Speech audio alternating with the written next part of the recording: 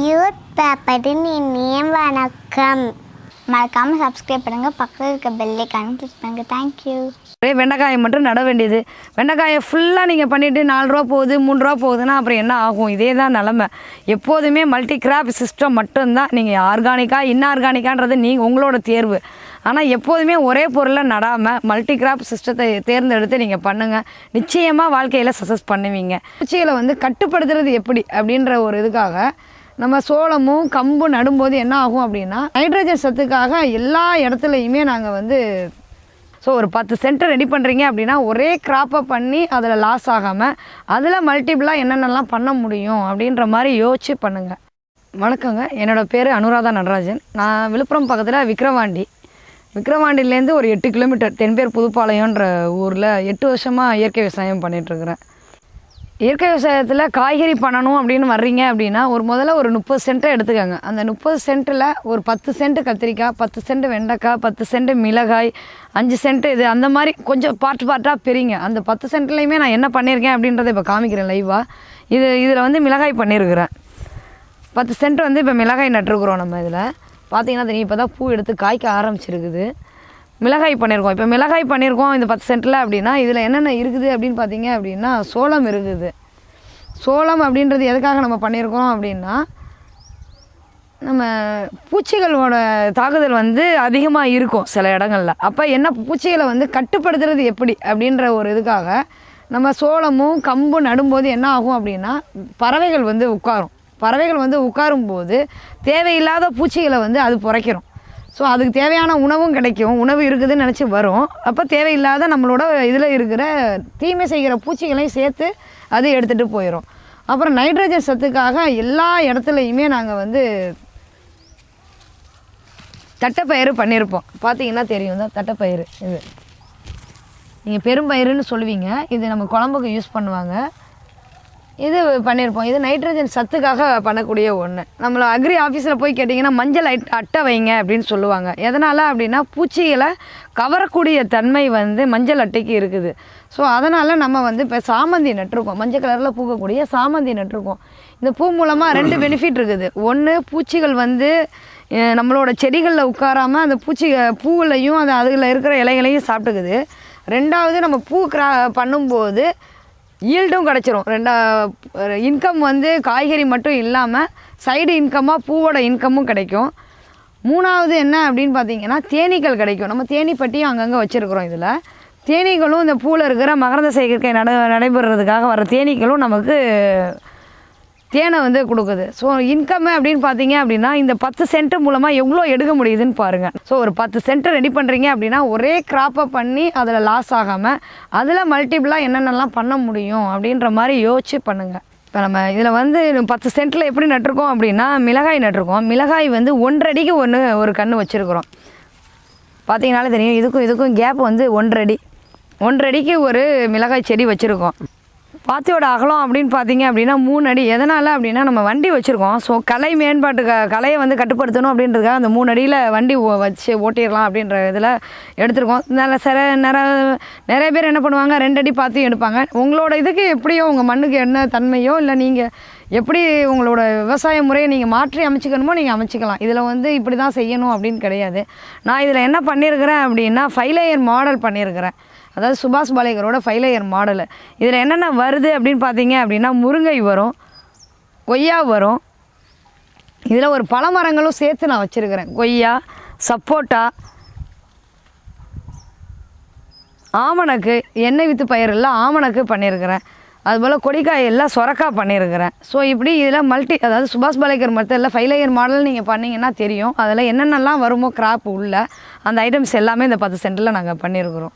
2 அடிக்கு ஒரு மிளகாய் பண்ணிவிட்டு அதில் 4 அடிக்கு ஒரு முருங்கை வச்சுருக்குறோம். 4 அடி கேப்புக்கு ஒரு முருங்கை. எதனால் அப்படின்னு பார்த்தீங்க அப்படின்னா அது ஹைட்டாக ஆக ஆக நம்ம இதில் நிழல் கொஞ்சம் கிடைக்கும். ஒரு தேவையான தட்பவெட்ப நிலையை மெயின்டைன் பண்ணி கொடுக்கும்.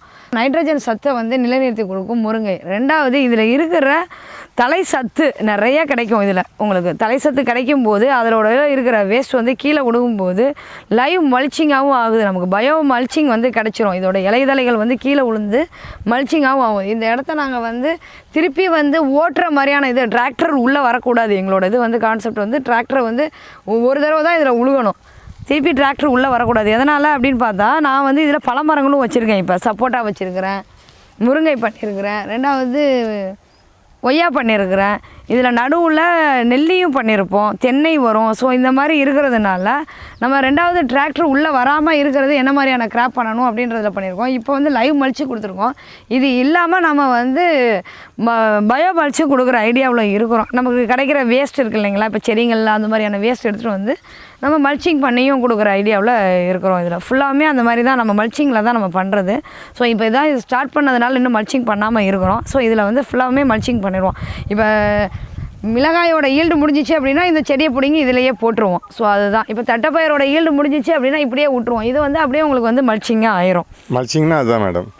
அதான் மல்ச்சிங் அப்படிங்கிறது அந்த கழிவு தான் மல்ச்சிங் சொல்கிறீங்க வந்து. ஸோ பயோ மல்ச்சிங்காகவும் இது நமக்கு இதாகிடுது.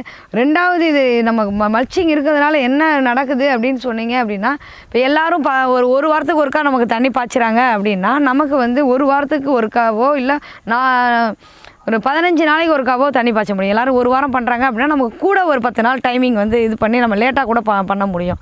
அதில் இருக்கிற ஈரசத்து வந்து கொஞ்சம் தாக்கு பிடிச்சி நமக்கு கிடைக்குது. தண்ணியோட அளவு நமக்கு வந்து கம்மியாகுது இதனால். இதில் 10 சென்ட்லேருந்து மிளகாய் அப்படின்னு பார்த்தீங்கன்னா ஒரு 100 கிலோ அளவுக்கு எடுப்போம். அதில் வந்து கட்டாயமாக 3000 ரூபாய் ரேஞ்சுக்கு வந்து வருமானம் கிடைக்கும். அப்புறம் சுரைக்காய் பண்ணியிருக்கோம். சுரைக்காய் பண்ணுறது மூலமாக உங்களுக்கு ஒரு பீஸு சாதாரணமாக 10 ரூபா அப்படின்னு ரேஞ்ச் எடுத்துட்டிங்க அப்படின்னு வச்சுக்கிட்டிங்க அப்படின்னா கூட குறைஞ்சது ஒரு 50லேருந்து 60 பீஸ் காய்க்கும்.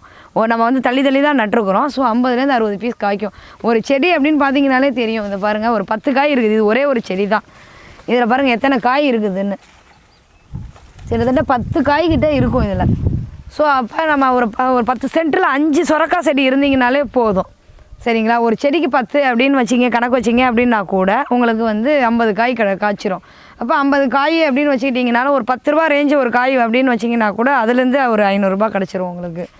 ரெண்டாவது பூவுங்க, நம்ம சாமந்தி பண்ணியிருக்கோம். சராசரியாக 30 ரூபாய்க்கு குறையிறது இல்லை சாமந்தி. ஸோ சாமந்தி அப்படின்னு பார்க்கும்போது கிட்டத்தட்ட ஒரு 30லேருந்து 40 கிலோ சாமந்தி பறிச்சிருக்கிறேன் இந்த 10 சென்ட்டில். அப்புறம் சோளம், நம்ம ஆடு மாடுங்களுக்கு வந்து நம்ம வெளியிலேருந்து தான் வாங்கி போடணும்னு அவசியம் இல்லை. இந்த மாதிரி இன்டர்கிராப் பண்ணும்போது சோளம், கம்பு இது மூலமாக நமக்கு ஈல்டு கிடைக்கிது.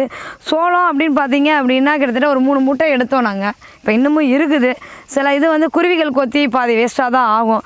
குருவிகள் சாப்பாட்டுக்காக தான் நம்ம அந்த சோளமே நடுறது. நமக்கு தேவையில்லாத பூச்சிகளை வந்து நிறையாவே கண்ட்ரோல் பண்ணி கொடுக்கும். இது பார்த்திங்கனாலே தெரியும், நிறைய பூச்சிகளோட இது வந்து சாப்பிட்டுட்டு அது போக தான் நமக்கு மீதி. ஸோ பூச்சிகளை வந்து நம்ம வந்து எதுவும் செலவு இல்லாமல் நமக்கு கண்ட்ரோல் பண்ணி கொடுக்குது இல்லைங்களா, அதனால தான் நம்ம சோளம் வைக்கிறோம். இது போக மீதியை வந்து நம்ம மாட்டுக்கும் ஆடு வச்சுருக்கிறோம், கோழி வச்சுருக்கோம். ஸோ அதுக்கு பயன்படுத்திக்கிறோம். நம்ம கத்திரிக்காங்க 10 சென்ட்டு. நம்ம இதில் வந்து சிவந்தம்பட்டி அப்படின்ற ஒரு வைலட் ரகம் பண்ணியிருக்கிறோம். இது நல்லா நாட்டு ரகம், நல்லா காய்ப்பு கொடுக்கக்கூடியது. இப்போ தான் பூக்க ஆரம்பிச்சிருக்குது, 1-2 காயும் இருக்குது.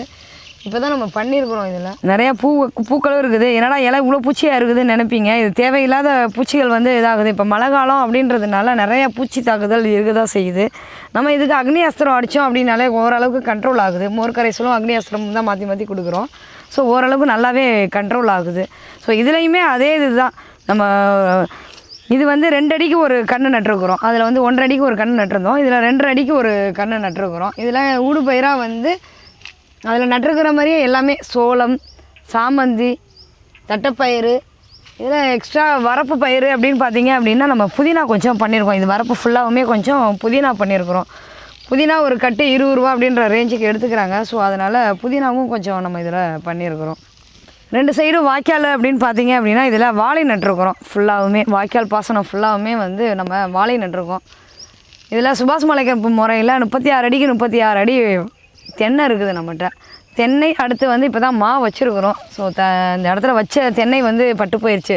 ஸோ அதனால் அந்த கேப்பில் எல்லாம் வந்து மா வச்சுருக்குறோம். 36 அடிக்கு 36 அடியில் இதில் வந்து மா நட்டுருக்குறோம் நம்ம. இதில் கத்திரி அப்படின்னு பார்த்தீங்க அப்படின்னா இது வந்து குறைஞ்சது ஒரு 8 மாதம் பயிருங்க கத்திரி. ஸோ அதனால் இதுலேருந்து ஒரு 150 கிலோ வரைக்கும் நம்ம வந்து இந்த 10 சென்ட்லேருந்து நம்ம பறிக்க முடியும். நம்ம நல்லா பராமரிக்கிறோம் அப்படின்னா நிச்சயமாக 1 வருஷம் கூட வருது. இது நாங்கள் சில இதில் வந்து 1 வருஷம் காய்க்கக்கூடியது. இது நம்ம 2வது கட் பண்ணியும் விடுவோம். நம்ம கட் பண்ணி விடும்போது 1 வருஷம் 1.5 வருஷம் கூட நின்று காய்க்குது. ஈல்டு கொஞ்சம் கம்மியாக இருக்கும். ஆனால் 1.5 வருஷம் அப்படின்னு போகும்போது ஈல்டு கம்மியாக இருக்கும். ஆனாலும் நல்ல முறையிலேயே இது வந்து செடி வந்து இருக்குது. பல இதை விட இது என்னை பொறுத்த வரைக்கும் கத்திரியில் வந்து ஈல்டு வந்து கம்மியாகிறதே கிடையாது. குறைஞ்சது அப்படின்னு பார்த்தீங்க அப்படின்னா 10 சென்ட்லேருந்து 100லேருந்து 150 கிலோ கட்டாயமாக நம்ம எடுக்க முடியுங்க. இது இல்லாமல் நம்ம தட்டைப்பயிறு, சோளம், புதினா இந்த மாதிரி நட்டுருக்கிறது மூலமாக கட்டாயமாக இந்த 10 சென்ட் அப்படின்னு பார்க்கும்போது குறைஞ்சது 4000 ரூபாய் சம்பாதிக்க முடியும் ஒரு மாதத்துக்கு. நம்ம தேனி பெட்டி வச்சுருக்கோம். இதுலேயும்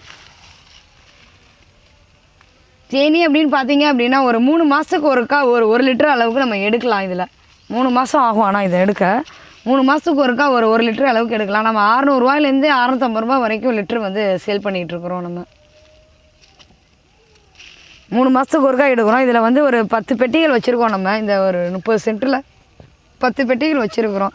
ஸோ இப்படி நம்ம பண்ணுற ஒவ்வொரு விஷயமும் வந்து நமக்கு வந்து பயனுள்ளதாகவும் இருக்கும். நம்மளோட வீட்டு தேவைகள் போக நம்ம அடுத்தவங்களுக்கும் கொடுக்கலாம். ஒரு குடும்பத்தில் இருக்கிறவங்களுக்கு சராசரியான வருமானம் வந்து கிடைக்கணும். 10 சென்ட்டில் குறைஞ்சது 4000 ரூபாய் வருமானம் எடுத்திங்கன்னா மட்டும்தான் நம்ம 1 ஏக்கர் நீங்கள் கணக்கு பண்ணிங்க அப்படின்னா ஒரு சராசரியான வருமானம் வரும். இன்றைக்கி விவசாயிகள் தற்கொலை பண்ணிக்கிறதுக்கு காரணமே சரியான வருமானம் இல்லை அப்படின்றது ஒன்று தான். அது எதனால் அப்படின்னா ஒரே வெண்டைக்காயை மட்டும் நட வேண்டியது. வெண்டைக்காயை ஃபுல்லாக நீங்கள் பண்ணிவிட்டு 4 ரூபா போகுது 3 ரூபா போகுதுன்னா அப்புறம் என்ன ஆகும்? இதே தான் நிலமை. எப்போதுமே மல்டி கிராப் சிஸ்டம் மட்டும்தான். நீங்கள் ஆர்கானிக்காக இன்ஆர்கானிக்கான்றது உங்களோட தேர்வு. ஆனால் எப்போதுமே ஒரே பொருளை நடாமல் மல்டி கிராப் சிஸ்டத்தை தேர்ந்தெடுத்து நீங்கள் பண்ணுங்கள். நிச்சயமாக வாழ்க்கையில் சக்ஸஸ் பண்ணுவீங்க. ஸோ இதுக்குள்ளே வந்தால் தான் தெரியும் ஒவ்வொரு செடியும் என்னென்ன நடக்குது, ஒவ்வொரு விஷயத்துலையும் என்னென்ன நம்ம பண்ணணும் அப்படின்ற விஷயங்கள் வந்து புரிய வரும்.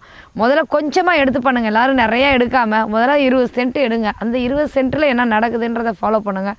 அதுக்கப்புறம் இயற்கை விவசாயத்துக்குள்ளே வாங்க. ஒவ்வொரு ஸ்டெப்பாக எடுத்து வைங்க. நிச்சயமாக நான் லாஸு அப்படின்னு நான் சொல்ல மாட்டேன். பட் எல்லோரும் வர்றதுக்கு முன்னால் தயாராக வாங்க. நம்ம வந்து இயற்கை விவசாயத்துக்குள்ளே வந்தால் வேலை செய்யணும். நான் போவேன், ஸ்காலர்ஷிப் ஒர்க் பார்த்துட்டு இருந்தவன் வந்து ஐடியில் ஒர்க் பண்ணுறவன் 50,000 சம்பளம் வாங்கியிருப்பான். வந்தவொடனே நான் 1 ஏக்கர் வச்சுருக்கேன் 50,000 சம்பாதிக்கணும் அப்படின்னா இன்றைக்கி இருக்கிற சூழ்நிலையில் சாத்தியம் இல்லாத ஒன்று. நம்ம வர்றோம் அப்படின்னா ஸ்டெப் பை ஸ்டெப்பாக மட்டும்தான் எடுத்து வைக்க முடியும். ஒரு மலை ஏறுறோம் அப்படின்னா ஒவ்வொரு படியாக போனீங்கன்னா தான் உச்சி அடைய முடியும். அது மாதிரி தான் இயற்கை விவசாயமும் ஒவ்வொரு ஸ்டெப்பாக எடுத்து வைங்க. முதல்ல கீரையில் ஸ்டார்ட் பண்ணுங்கள், அடுத்து காய்கறி, இப்படி ஒவ்வொன்றா ஸ்டெப் பை ஸ்டெப்பாக எடுத்து வைங்க. நல்லா நிச்சயமாக லாபகரமான விவசாயன்றது வந்து லாபகரமான ஒன்று தான் இன்றைக்கி.